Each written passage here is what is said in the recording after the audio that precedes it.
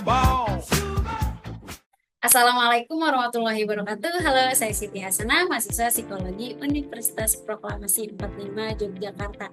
Kali ini saya akan mempresentasikan hasil review jurnal yang saya lakukan.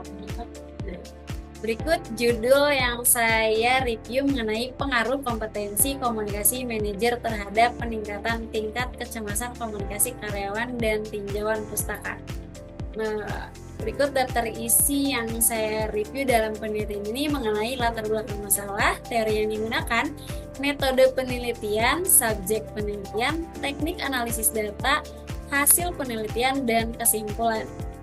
Nah, mengenai latar belakang masalah dalam penelitian ini, bahwa masalah komunikasi telah menjadi isu penting dalam dunia bisnis saat ini.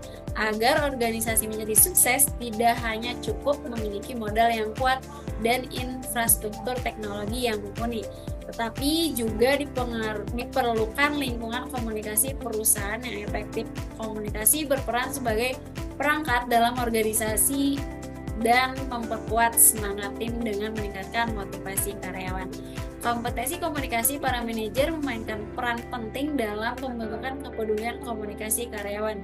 Sementara kompetensi komunikasi didefinisikan sebagai kemampuan individu untuk mencapai tujuan mereka dalam situasi komunikasi. Kecemasan komunikasi mengacu pada tingkat ketakutan atau kecemasan yang dirasakan individu dalam komunikasi mereka dengan orang lain.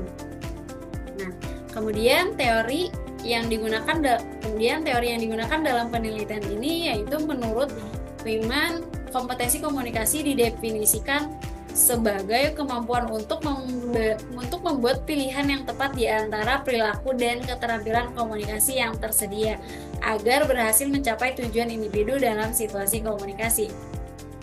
Kemudian ada teori juga menggunakan menurut MC Kloski mendefinisikan sebagai tingkat ketakutan atau kecemasan yang berkaitan dengan komunikasi aktual atau potensial seseorang dengan orang lain. Definisi ini membantu untuk memahami sifat kecemasan yang dirasakan oleh individu dalam interaksi sosial. Kemudian, adapun metode penelitian yang digunakan dalam penelitian ini adalah analisis deskriptif. Penelitian ini dilakukan dengan cara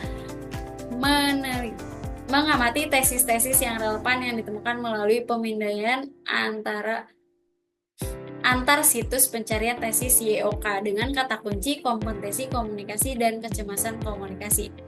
Analisis ini bertujuan untuk mengungkap kerangka di mana konsep-konsep tersebut dibahas dalam penelitian sebelumnya. Penelitian ini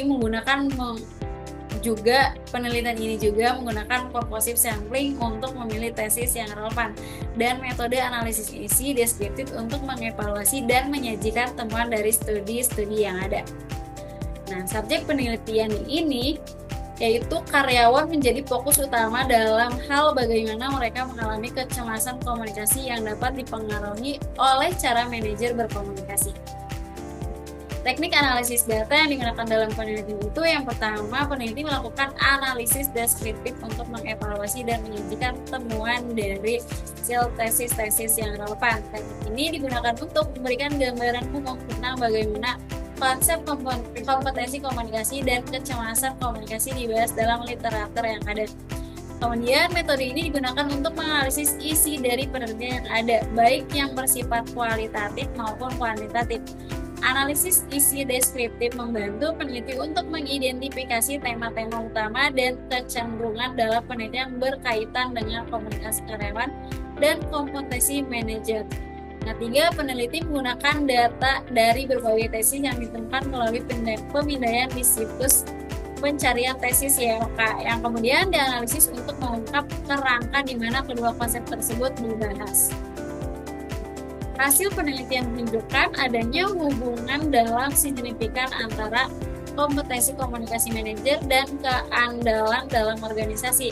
Hal ini berarti bahwa manajer yang memiliki kompetensi komunikasi yang baik cenderung membangun kepercayaan di antara karyawan. Kompetensi komunikasi manajer berpengaruh terhadap tingkat kecemasan komunikasi karyawan. Penelitian ini mengamati bahwa seiring dengan meningkatnya kompetensi komunikasi manajer, tingkat kecemasan komunikasi karyawan cenderung menurun.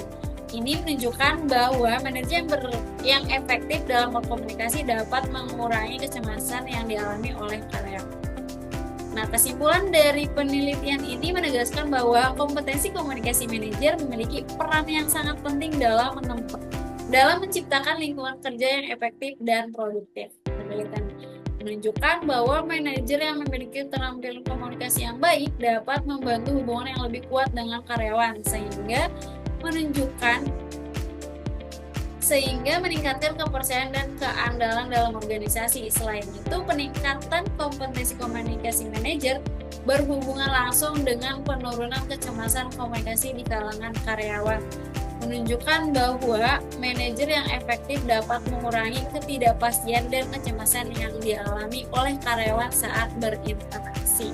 Temuan ini juga menunjukkan relevansi kompetensi komunikasi di berbagai sektor, termasuk pendidikan, kesehatan, dan bisnis, yang menegaskan bahwa keterampilan komunikasi yang baik adalah kunci untuk keberhasilan manajerial di berbagai bidang. Penelitian ini juga mengindikasikan perlunya studi lebih lanjut untuk mengeksplorasi lebih dalam hubungan antara kompetensi komunikasi dan kecemasan komunikasi, serta untuk mengidentifikasi faktor-faktor lain yang mungkin mempengaruhi dinamika ini dalam konteks organisasi yang berbeda. Nah, sekian presentasi review jurnal yang saya lakukan. Berikut teman-teman mungkin yang ingin membaca keseluruhan, berikut referensi dari jurnal yang saya. Sekian, terima kasih. Wassalamualaikum warahmatullahi wabarakatuh.